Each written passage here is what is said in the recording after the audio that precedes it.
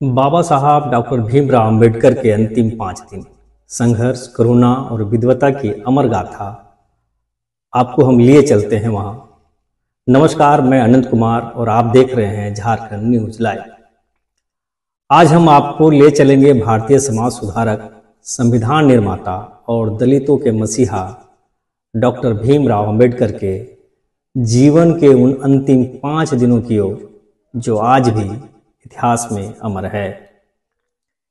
6 दिसंबर 1956 को बाबा साहब ने इस दुनिया को अलविदा कह दिया था, लेकिन अंतिम उनकी दिनचर्या करुणा, संघर्ष और विद्वता की जीती जागती मिसाल है। आइए जानते हैं 1 दिसंबर से लेकर 5 दिसंबर 1956 के उन अंतिम दिनों की विस्तृत विवरण। 1 दिसंबर 1956 एक विद्वान की दिनचर्या। सुबह के समय बाबा साहब रोज की तरह उठे और नित्य कर्म के बाद भगवान बुद्ध की मूर्ति के सामने नमन किया। इसके बाद अपने नौकर सुदामा से चाय लेकर बरामदे में बैठ गए। चाय पीने के बाद पुनः हर दिन की भांति उन्होंने स्नान किया, नाश्ता किया और दिन के कार्यों में लग गए। दोपहर को मथुरा रोड पर आयोजित भगवान बुद्ध की मूर्तियों की प्रदर्शनी में उन्हें जाना था। वहां उनके बुद्ध की विभिन्न मुद्राओं में बनी कलाकृतियों को देखा और भावुक हो गए। वहां से लौटते वक्त कनॉट प्लेस में अपनी पसंदीदा किताबों की दुकान पर गए। नई किताबें आई थी, उन्हें देखा और कुछ चुनिंदा पुस्तकों को दुकानदार से कहा कि उन्हें घर भिजवा दें। घर लौटकर वे फिर अपने लेखन कार्य में जुट गए।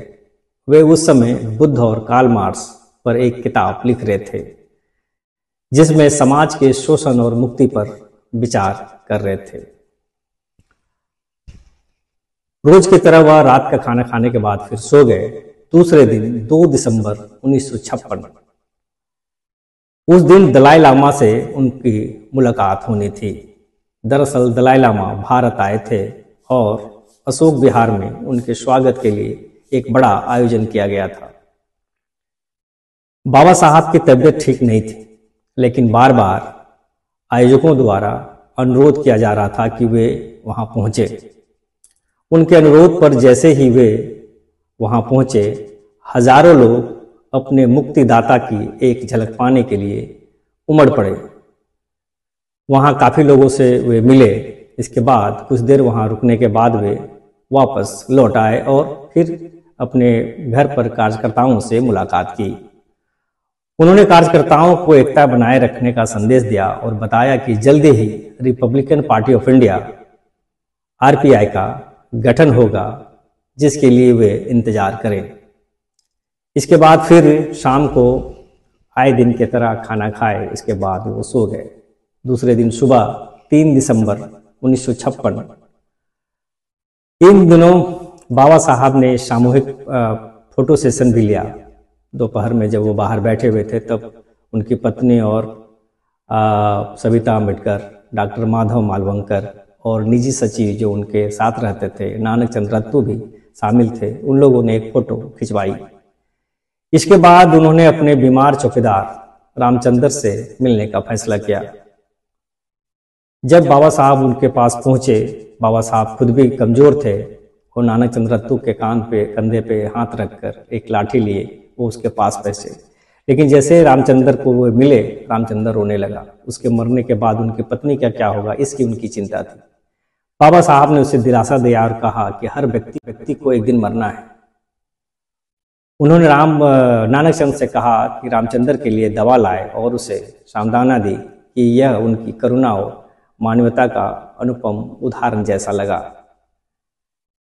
बाबा साहब का अंतिम जो 4 दिसंबर था 1956 को, उन्होंने कई पत्र लिखे।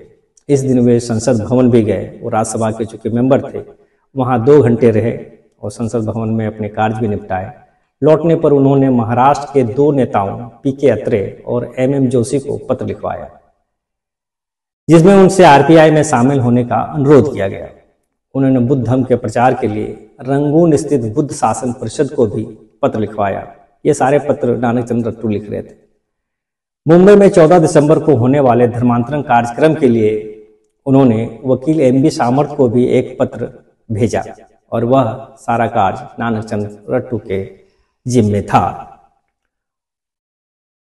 अंतिम दिन के उसके 5 दिसंबर 1956 को सुबह 7:30 बजे उठकर चाय पीते हुए अखबार पढ़ा। कुछ कार्यकर्ता उनसे मिलने आए थे, जिसमें से कुछ दलित वर्ग संघ के अध्यक्ष भगत अमीनचंद उनसे मिलने आए। शाम को 2 जैन नेता भी पहुंचे और उनसे बौद्ध और जैन धर्म पर गहन चर्चा की। इस बातचीत के बाद जैन नेताओं ने कहा कि हम 9 बुद्ध से मिलकर वापस लौट रहे हैं। शाम को उन्होंने हल्की भोजन किया और फिर रेडियोग्राम पर बौद्ध संगीत सुनने लगे। देर रात तक निजी सचिव नानक चंद उनके पास बैठे रहे। उन्हें खाना खिलाने के बाद नानक चंद जब बाबा साहब सो गए और उन्होंने किताब को जो हाँ कागज़ थे इधर उधर टेबल में रखा, उनको लगा कि अब वो सो गए हैं, तब फिर वो घर जाने लगे। नानक चंद अपनी किताब में वो लिखते हैं, उनकी किताब है बाबा साहब के अंतिम कुछ वर्ष। उन्होंने कहा कि पहली बार जब वो रात को वहाँ से निकले और जब गेट तक पहुँचे और साइकिल से चुके वो रोजाना जाना करते थे, वैसे ही वहाँ से सुदामा नौकर था, उन्होंने दौड़ के उनके पास गए कि बाबा साहब आपको बुला रहे हैं। नानक चंद चिंतित हो गए कि कभी ऐसा नहीं हुआ था और फिर अचानक क्यों बाबा साहब उन्हें बुला रहे हैं। वो भागे भागे वापस आए और उनसे मिले और पूछे कि बाबा साहब क्या बात है, तबीयत तो ठीक है? तो उन्होंने कहा नहीं कि तबीयत ठीक है, कोई चिंता की बात नहीं है, लेकिन अगली सुबह तुम जल्दी आ जाना। फिर इतना कह के वो करीब रात के 1 बजे वहां से अपने घर को निकले। 6 दिसंबर की सुबह करीब 9 बजे नानक चंद्र रट्टू के घर में जोर जोर से दरवाजा नॉक किया गया। वह सोए हुए थे, चूंकि रात को काफी देर से लौटे थे, इसलिए वह अचंभित हुए कि कौन इतना सुबह आके दरवाजा नॉक कर रहा है। कुछ देर वो लोग नहीं बाहर निकले, लेकिन फिर दोबारा जोर जोर से नॉक किया गया दरवाजा। तो जैसे वो दरवाजा खोलते हैं तो दिखते हैं कि बाबा साहब के जो नौकर है और ड्राइवर, वो दोनों दरवाजे पे खड़े हैं।